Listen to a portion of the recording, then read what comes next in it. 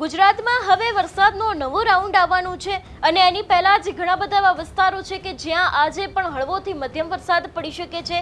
તેની સાથે હવામાન નિષ્ણાંતો છે એ લોકોને એવું પણ માનવું છે કે હવે ગુજરાતમાં ભારે પવનની સાથે વરસાદ પડી શકે છે અને જે વરસાદનો નવો રાઉન્ડ શરૂ થવાનો છે એની પહેલા પણ ક્યાંક ગુજરાતની અંદર ભારે પવનો ફૂંકાઈ શકે છે। આજે કયા એવા વિસ્તારો છે કે જ્યાં વરસાદ પડી શકે છે આપણે વિંડીના માધ્યમથી પણ સમજીશું। તેની સાથે હવામાન વિભાગની શું આગાહી છે એને પણ સમજવાનો પ્રયત્ન કરીશું અને એની બાદ આપણે એ પણ સાંભળીશું કે હવામાન નિષ્ણાંત પરેશ ગોસ્વામી છે એમના દ્વારા શું આગાહી કરવામાં આવી છે। નમસ્કાર, તમે જોઈ રહ્યા છો નિર્ભય ન્યૂઝની વેધર અપડેટ અને હું છું હંસિની।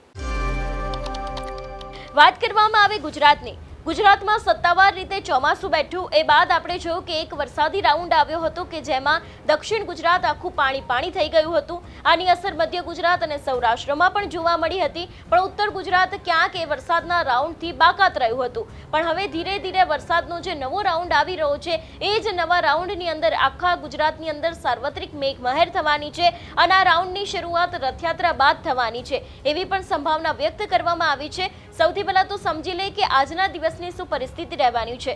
હવામાન વિભાગ દ્વારા જે ગુજરાતના મેપ જાહેર કરવામાં આવતા હોય છે એની અંદર ખાસ કરીને છૂટાછવાયા સ્થળોએ હળવોથી મધ્યમ વરસાદ પડી શકે છે।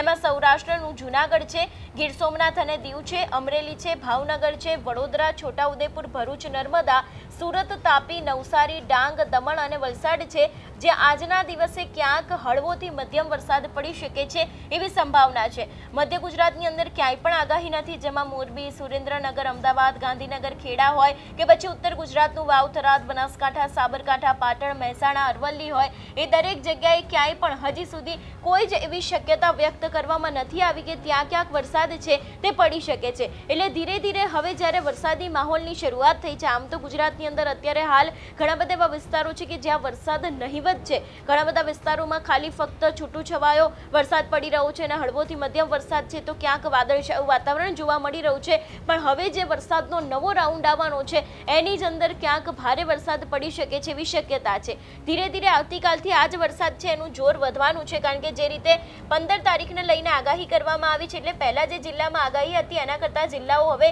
ધીરે ધીરે વધી રહ્યા છે, જેમાં ખાસ કરીને પોરબંદર, જૂનાગઢ, ગીર સોમનાથ અને દીવ છે, રાજકોટ છે, અમરેલી છે, ભાવનગર છે। એ બાદની જો વાત કરવામાં આવે તો અરવલ્લી, એટલે કે ધીરે ધીરે હવે ઉત્તર ગુજરાત તરફનો ભાગ છે એ પણ કવર થઈ રહ્યો છે। અરવલ્લી, મહીસાગર છે, દાહોદ, પંચમહાલ, ખેડા, આણંદ, છોટાઉદેપુર, વડોદરા, ભરૂચ છે, નર્મદા, સુરત, તાપી, નવસારી, દમણ અને ડાંગ છે, આ પણ વિસ્તારોમાં ક્યાંક હવે આવતીકાલથી વરસાદ પડી શકે છે એવી સંભાવના છે। એટલે એક બાદ એક જે વરસાદી રાઉન્ડ જોવા મળી રહ્યા છે, એક બાદ એક વરસાદના કહી શકાય કે ધીરે ધીરે આ વરસાદનું જોર છે તે વધી રહ્યું છે, કારણ કે એક તરફ સાયકોલોનિક સર્ક્યુલેશન છે તે આખી એક્ટિવ થઈ છે, ધીરે ધીરે એની અસર રાજસ્થાન ઉપર થવાની છે ને એ બાદ ક્યાંક એની સીધી જ અસર ગુજરાત ઉપર થઈ શકે છે એવી સંભાવના છે। એ બાદની વાત કરવામાં આવે કે 16 તારીખની પરિસ્થિતિ કેવી રહેવાની છે। આ દિવસે રથયાત્રા પણ છે, રથયાત્રાનો પાવન તહેવાર છે અને ઘણી બધી જગ્યાએ ભગવાન જગન્નાથજીની રથયાત્રા હોય છે, નીકળતી હોય છે અને એમાં પણ જે અમદાવાદ છે એમાં ક્યાંક ગુજરાતની સૌથી મોટી રથયાત્રા થતી હોય છે, તો એ દિવસે અમદાવાદમાં પણ ક્યાંક વરસાદ જોવા મળી રહ્યો છે। સમજી લે સૌરાષ્ટ્રની એ દિવસની શું પરિસ્થિતિ છે। દેવભૂમિ દ્વારકામાં વરસાદ છે, પોરબંદરમાં વરસાદ છે, જૂનાગઢ, ગીર સોમનાથ અને દીવમાં વરસાદ છે, રાજકોટ છે, અમરેલી, ભાવનગર, બોટાદ અને સુરેન્દ્રનગર નગરમાં પણ ક્યાંક હળવોથી મધ્યમ વરસાદ પડી શકે છે। અમદાવાદમાં પણ આગાહી કરવામાં આવી છે, જે દિવસે રથયાત્રા છે એ દિવસે પણ એટલો બધો કોઈ વરસાદ નથી જોવા મળતો, હળવોથી મધ્યમ વરસાદ પડી શકે છે એવી સંભાવના છે। દક્ષિણ ગુજરાતની ફરી એક વખત વાત કરવામાં આવે તો આના પહેલાના રાઉન્ડમાં દક્ષિણ ગુજરાતમાં આપણે જોયું હતું કે એનડીઆરએફ અને એસડીઆરએફને તૈનાત કરવામાં આવ્યું હતું, એટલી ગંભીર પરિસ્થિતિનું સર્જન થયું હતું। પણ હવે જ્યારે નવો વરસાદી રાઉન્ડ શરૂ થવાનો છે એની પહેલા પણ દક્ષિણ ગુજરાતને લઈને તો આગાહી કરવામાં આવી છે કે એ દરેક વિસ્તારમાં ક્યાંક આખું જે વરસાદી માહોલ છે તે જામી શકે છે। સાબરકાંઠા, અરવલ્લીમાં પણ વરસાદ છે, 16 તારીખ એટલે કે રથયાત્રાના દિવસે ગાંધીનગરમાં પણ ક્યાંક વરસાદ છે તે જોવા મળી રહ્યો છે। હવે સમજી લે કે જે દિવસથી વરસાદનો નવો રાઉન્ડ શરૂ થવાનો છે એ દિવસની શું પરિસ્થિતિ થવાની છે। એટલે જ્યારે વરસાદના રાઉન્ડની શરૂઆત થવાની હશે એ જ દિવસે ક્યાંક આખા ગુજરાતની અંદર તો વરસાદ નથી જોવા મળતો, પણ હા મોટા ભાગના ગુજરાતના ઘણા બધા એવા જિલ્લાઓ છે કે જ્યાં ક્યાંક વરસાદ પડી શકે છે। ઉત્તર ગુજરાત આ વખતે પણ ક્યાંક નવા વરસાદી રાઉન્ડની શરૂઆતમાં બાકાત દેખાઈ રહ્યું છે, જેમાં વાવ, થરાદ, બનાસકાંઠા, જિલ્લા પાટણ અને મહેસાણા છે એમાં ક્યાંક આ વખતે પણ વરસાદ છે તે ક્યાંક પાછળથી આવી શકે છે એવી શક્યતાઓ અત્યારે હાલ લાગી રહી છે, કારણ કે આના પહેલાના રાઉન્ડમાં પણ મેં આગળ કહ્યું એ રીતે વરસાદી માહોલ ઉત્તર ગુજરાતમાં નહોતો જોવા મળતો, પણ હવે જ્યારે આખો આ વરસાદી માહોલ અત્યારે હાલ સૌરાષ્ટ્રમાં ધીરે ધીરે જામ્યો છે, દક્ષિણ ગુજરાતમાં જામ્યો છે, મધ્ય ગુજરાતમાં જોવા મળી રહ્યો છે અને એના ઉપરથી જ અત્યારે હાલ એવું લાગી રહ્યું છે કે નવો વરસાદી રાઉન્ડ ક્યાંક આખા ગુજરાતની અંદર સાર્વત્રિક મેઘમહેલ લાવી શકે છે. થોડું ઘણું વિંડીના માધ્યમથી પણ સમજી લઈએ કે કયા એવા વિસ્તારો છે કે જ્યાં ઠંડા પવન ફૂંકાઈ શકે છે. વિંડીના માધ્યમથી જોઈ શકાય છે કે આ દક્ષિણ ગુજરાતનો આખો જે પટ્ટો છે જેમાં સુરત છે, વાપી છે, બાદ અહીંની આસપાસના જે વિસ્તારો એટલે કે નવસારી લઈ લો, વ્યારા લઈ લો, વલસાડ લઈ લો, એ પણ દરેક જગ્યાએ આજથી હવે ધીરે ધીરે ઠંડા પવન ફૂંકાઈ શકે છે અને એની જ સાથે ધીરે ધીરે હળવાથી મધ્યમ વરસાદની આગાહી કરવામાં આવી છે. તો એના ભાગરૂપે કદાચ આજે દક્ષિણ ગુજરાતની અંદર ક્યાંક હળવોથી મધ્યમ વરસાદ છે તે પવનોની સાથે પડી શકે છે એવી સંભાવના છે. બીજી તરફ વાત કરવામાં આવે સૌરાષ્ટ્રની, તો સૌરાષ્ટ્રના જૂનાગઢમાં જોઈ શકાય છે કે જે વમણો છે તે ધીરે ધીરે અત્યારે હાલ ત્યાં બની રહ્યા છે, એટલે કે અહીંયા ક્યાંક વરસાદ છે તે હળવોથી મધ્યમ પડી શકે છે એવી શક્યતા છે. એ બાદની વાત કરવામાં આવે દરિયાકાંઠાના વિસ્તારોની, તો જે રીતે જોઈ શકાય છે વેરાવળ છે, કોડીનાર છે, અહીં પણ ક્યાંક પરિસ્થિતિ છે તે આવી ઊભી થઈ શકે છે, એટલે કે જે રીતે ઠંડા પવનોની સાથે હળવોથી મધ્યમ વરસાદ પડી શકે છે એવી સંભાવના અહીંયા હાલ વિંડીના માધ્યમથી પણ જોઈ શકાય છે.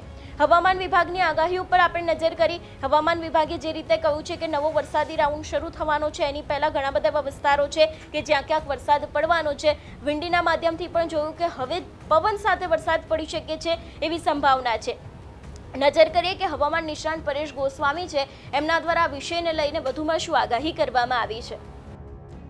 નમસ્કાર મિત્રો, ખાસ કરીને આજના વિડીયોમાં આપણે બે પ્રકારની વાત કરવાની છે. એક તો પવન, આવનારા દિવસનો વરસાદ, અને બીજું વિજ્ઞાન જાથા તરફથી એક નવું રિએક્શન આવ્યું છે. એમણે અંબાલાલ કાકા અને જે પણ બીજા અન્ય જે આગાહીકારો છે જે વર્તારો કરે છે એ વર્તારો બંધ કરવો જોઈએ જેવી વાત કરી છે. એ વાત તમામ વાત ઉપર આપણે ચર્ચા કરવાની છે. સૌ પ્રથમ હું આપને પવન અને વરસાદની માહિતી આપું.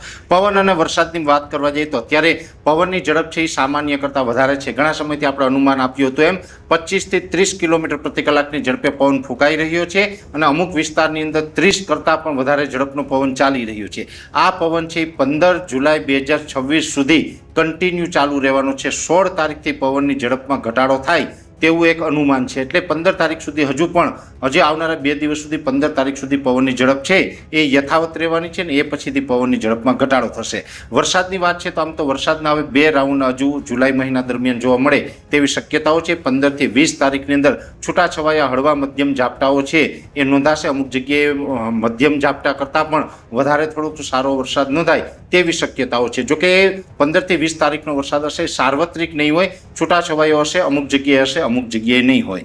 એટલે એ પ્રકારનો માહોલ રહેવાનો છે. એ પછીનું જે જુલાઈનું છેલ્લું અઠવાડિયું એટલે કે જુલાઈના જે છેલ્લા દિવસો હશે એમાં પણ ખાસ કરીને 25 જુલાઈથી લઈને 31 જુલાઈમાં પણ રાજ્યના ઘણા વિસ્તારમાં વરસાદની સંભાવનાઓ છે. જોકે કયા કયા વિસ્તારને લાભ આપશે એ સિસ્ટમ નજીક આવે પછી આપણે દરેક જિલ્લા વાઇઝ પણ એના વિશેની માહિતી આપીશું.